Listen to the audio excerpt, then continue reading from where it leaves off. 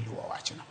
Zaki ntimba kama osebed kigo bende gi Rigathi Gachagua mano jatend piny Kenya osiko ko wacho ne giyudo ka kirop Kenya ne nono ne onge gimoro e seche mane gikawo kom ni adieri ne nitie lokruok piny ne ok ni kaka bang' kane gisekawo telo. Japiny gombo ng'eyo ni to nobedo nade ma koro giwacho ne giyudo ka agulne nono ne onge pesa moro amora to seche mane kata kapok otim yiero to ne yudo ka ne piny bet no bere piny ne nyalo mana bedo ni nyalo yude gima kete mesa. Ere gima notimore ka? Aparo, Lydia, siasa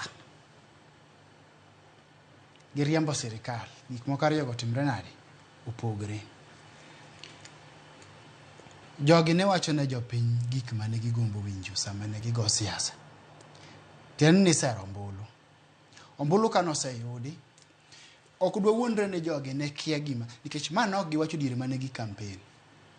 Sirikand ni olos gi ng'a? Dong ne en jalup jatelo maduong' e sirikal mokalo. Dong ne en deputy president. Nitie gima nokia. Nong'eyo. To wachna ka nitie sama ne giwuoye ma giwacho ni sani aguch sirikal rach ni nono. Wabro temo ni wan kwadonjo to wakwanye gi kanyo to walosi mondo piny obed maber. Onge kama ne giwacho gima chalo kamano. To onge gima ne gikia. Mago porojo mag jasiasa. Tiende ni giwacha wacha to gikia. Onge gima ne gikia. To ponon ne gikia. Kara wawacho ni ne gikwa tich manok gielewa. Ne gikwa tich. Kara tijne mowinjo bed ne giwe. Tijno kare mano nego bed ni giwe nikech ok inyal kwa tich mikia kaka chal tikia mpango maingo midwa dhi losego. Gima jogi otimo sani Lydia en ni kane gidonjo gichako miyowa excuses. Kata gichako bedo gi gidwa ni gilonyre wachni. To wachni gidwa ni giywagre koro giketo japiny ni sirikal mokalo cha ema nyerach. Sirikand ni temo. Sirikal nyerach na Lydia kanywa donjo kanyo neno gik ma sirikal nyotimo. Donge nye gichako mna loso offices gi to gi improve state house to keni office of who and who geche manyien itimo monge pesa wuodhe ma oko ne gigolo kanye pesa ne nitie ting'e ni Lydia iwacho ni kata king'iyo mbui samoro jomoko keluga tuo joke moro ni ng'ato kawo mtoka kata nyiepo lakini okia timo ang'owa okia riembo. Ok udwa wacho no kwalo nikech mano to ok wadwa donjo. Wanodwa mna wacho ni oakwaya mtoka kata oyudo. Kako oyude samoro nyiewe dong.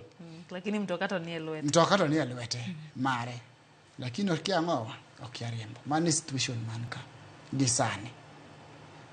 To gimonego bed ni gitimo sama jalup jatelo wuoyo kamano nyisi maber ni kata ng'at jok ma advice gi kapok gi wuoyo bende wigi ok ni kama onego bed ni nitie kata samoro gitiyo gi jok ma kizungu wacho ni yes men. Gini timo kako onene gi kako odware ok gi kaka jalony time nade nene koro gimede bet gi jolony morie kuro mondo wawinj gik morie kuro kwa kuomgi. But wacho ni ne giyudo ka sirikal ne onge pesa mano to giriambo. To kata ka ne onge go of course no electioneering period kama gik mang'eny nochung to gik mang'eny be ne timre nade ne sirikal spend on mano to bende sawa rumo to no korumo nikech gik magitimo toke kanyo ka kwere ka gidonjo nyisowa ni kanyo no kotimre nade no korumo ni kato yie ne ok nyadonjo gimoro giriambo